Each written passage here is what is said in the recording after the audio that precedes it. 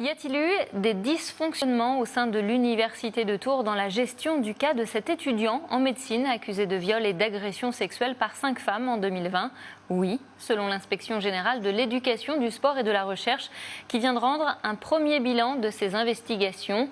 Aucune procédure disciplinaire n'aurait été prise à l'encontre du mis en cause de 24 ans alors que l'université avait connaissance des faits qu'on lui reprochait.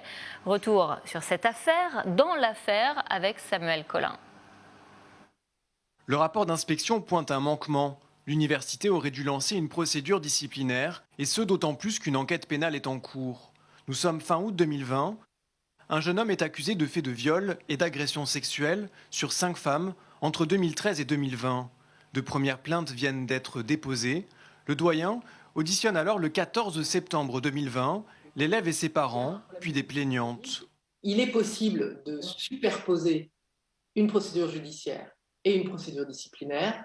Ici, dans ce cas d'espèce, on a estimé que la procédure judiciaire était suffisante. Ce fut manifestement une erreur. Le doyen de la faculté de médecine, c'est qu'il a écarté l'étudiant des étudiantes qu'il aurait pu rencontrer. Ces auditions se font hors de tout cadre légal. L'avocat de 4 plaignantes dans cette affaire, maître Marc Morin, s'étonne de l'initiative du doyen.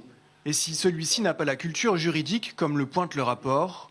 L'université de Tours, comme dans toute université, il y a un service juridique qui connaît parfaitement les procédures disciplinaires et qui sait parfaitement dans quel cas on peut et on doit initier une procédure disciplinaire. Le président de l'université de Tours est le supérieur hiérarchique du doyen de la faculté de médecine.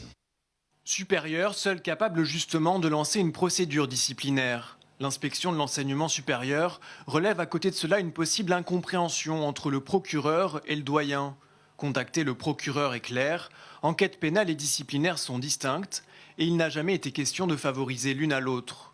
Mais le rapport de conclure que l'université n'a pas cherché à étouffer l'affaire pour autant.